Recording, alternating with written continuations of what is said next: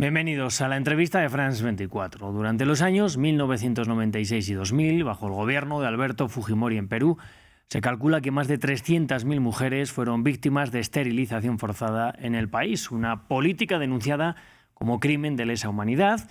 En marzo de 2026, la Corte Interamericana de Derechos Humanos emitió una sentencia en el caso concreto de Celia Ramos, en el que declaró la responsabilidad del Estado en graves violaciones a los derechos humanos. En este marco y con la llegada de Keiko Fujimori al poder, entrevistamos a Victoria Vigo. Ella es víctima, pero también activista de larga data por los derechos humanos ahí en Perú. Gracias, Victoria, por darnos este espacio. Muchas gracias. Muchas gracias por darme la oportunidad de que se pueda escuchar una voz, una de las miles de mujeres. Bueno, pues Victoria, el suyo es en concreto un caso más o menos conocido, pero quería preguntarle qué pasó y cuándo se dio cuenta de que aquello, bueno, era parte de algo mayor, que no era un caso solo concreto de usted. Es verdad.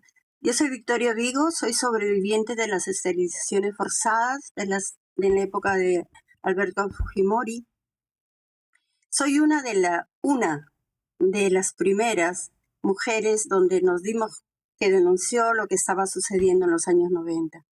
¿No? En el caso mío, yo estaba en mi tercer embarazo, mi tercera gestación, tenía 32 semanas de gestación, era un niño prematuro. Yo fui a un descanso médico al hospital, pero en una hora yo ya estaba con la cesárea, ya me habían cesareado, me sacaron un bebé prematuro y ahí me esterilizaron. Pero lo más grave de esto es de que en mi historia clínica nunca estuvo que me habían esterilizado.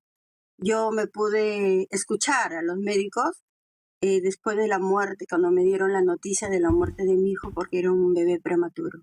Estaba esterilizada y en la historia clínica no estaba la esterilización. Claro.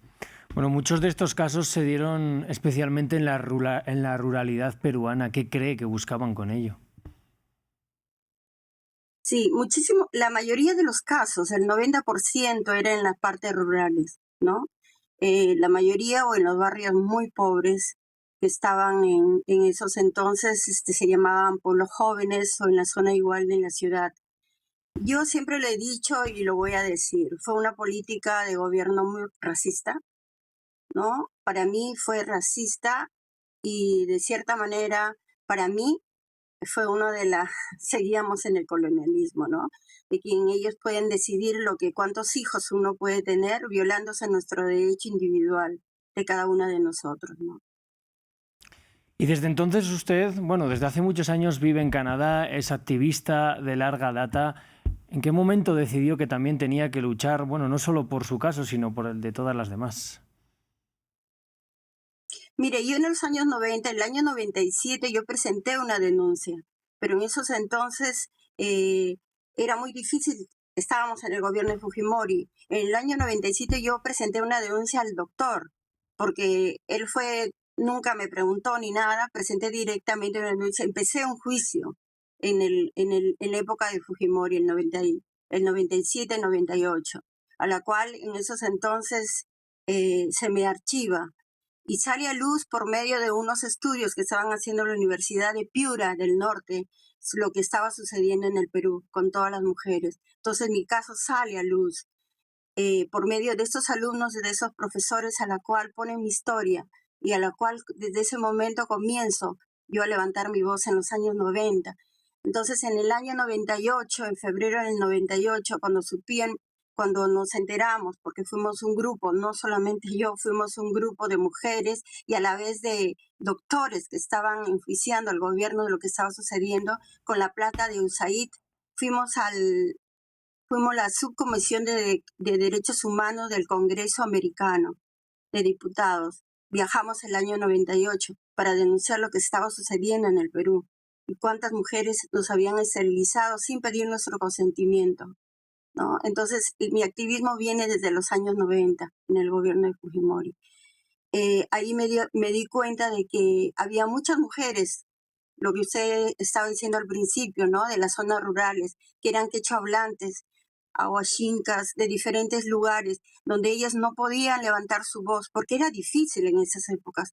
había un desprestigio total, un descrédito que nos ponían como mujeres. Entonces las mujeres todas estaban calladas, pero el año 90 yo me siento privilegiada de por haber levantado mi voz, ¿no? Porque para mí fue 7 veces muy difícil, para ellas mucho más. Y desde ahí empezó mi activismo a ser la voz de las que no tenían voz. Victoria, ¿y cómo se siente ahora ante esta llegada de Keiko Fujimori al poder tan lejos, además de su país? Hace 3 años yo pedí refugio acá en Canadá, porque las amenazas de muerte eran muy seguidas y psicológicamente ya eran 30 años y en lo mismo, ¿no? Entonces yo salí a pedir refugio por medio de Amnistía Internacional, que fue mi apoyo para llegar acá. El gobierno de Canadá me dio ese refugio porque con las pruebas totales y con el respaldo de Amnistía Internacional de todas las violaciones que se nos hacía como mujeres, porque levantamos la voz, verdaderamente es bien, bien fuerte para mí saber de que ella jamás, la señora Fujimori, jamás aceptó de que hubo una violación de derechos humanos, ¿no? Ella jamás en las campañas que hemos hecho no a Keiko, ella siempre decía que era culpa de los médicos y nunca aceptó. Y eso para mí ¿qué le podría decir? Es, a veces me quedé paralizada saber de que se va a seguir violando los derechos desde el principio, ¿no? Yo pienso de que la señora Fujimori siempre ha dicho de que ha habido una cacería de brujas cuando pasó lo del gobierno de su padre, pero creo que se está repitiendo antes que llegue al gobierno, por lo de los jueces, la suspensión de los jueces, está haciendo unas leyes pro a los militares a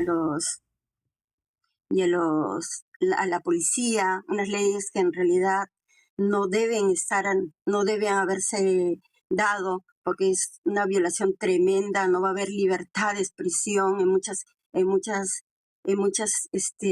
muchos momentos difíciles que va a pasar, ¿no? Porque en realidad, ahorita todavía oficialmente ella no está como presidenta, pero ya prácticamente la cantidad de votos que del extranjero y todo lo que han visto le están dando como ganadora, aunque no es nada oficial. Entonces yo pienso de que va a ser una lucha muy, muy, muy grande para nosotros, generalmente para las mujeres, porque antes de que ella llegue al gobierno, hubo algo, a nosotros nos defienden solamente las ONGs, nosotros no tenemos abogados, y los abogados de oficios no están capacitados para hacer una defensa como la de nosotros. Entonces sacaron unas leyes contra las ONGs y esas ONGs, la mayoría, son nuestros abogados, de la mayoría, ¿no? Entonces se fueron contra ellos, primeramente.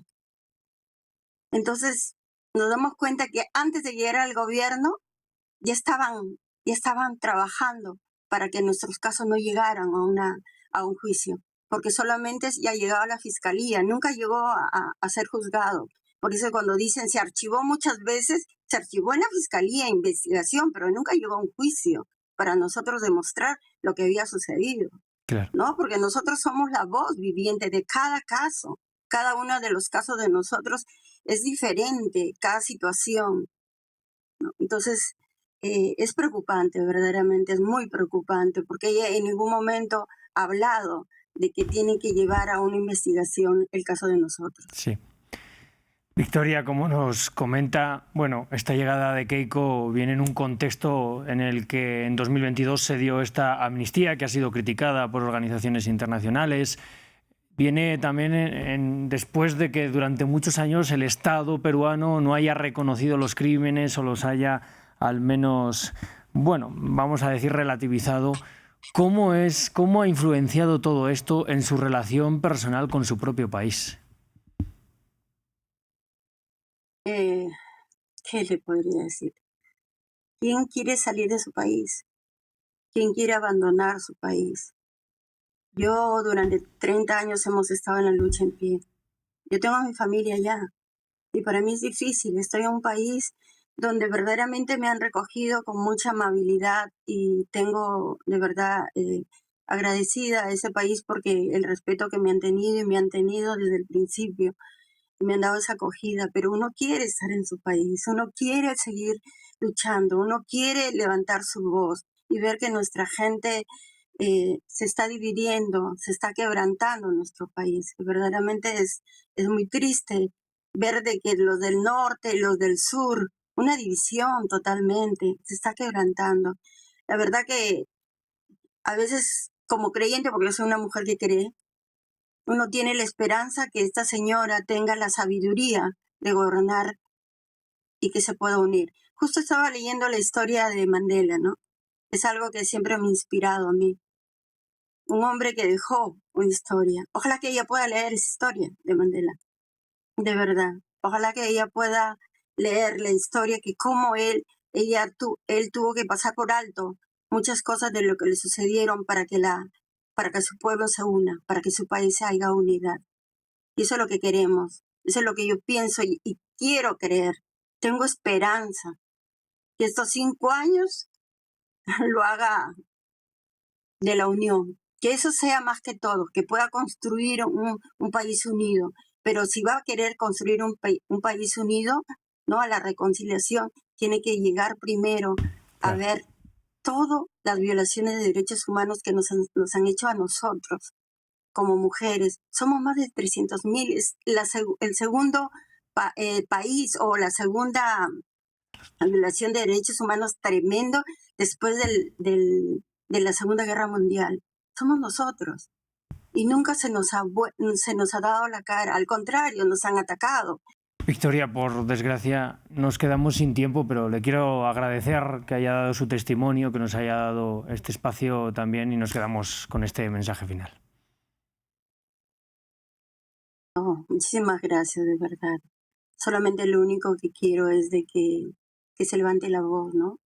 Y justo yo, algo pequeñito, siempre canto una canción, digo, a través de los años me transformé, y no me callé, y no me callaré hasta el final.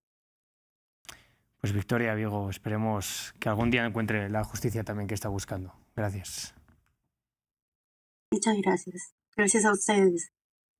Ha sido un placer. Nosotros les invitamos, por supuesto, a ver lo que está pasando también en Perú, a ahondar en este caso, a seguir esta entrevista y todas las anteriores también en nuestro sitio web y en nuestro canal de YouTube. Seguimos aquí con nuestra programación.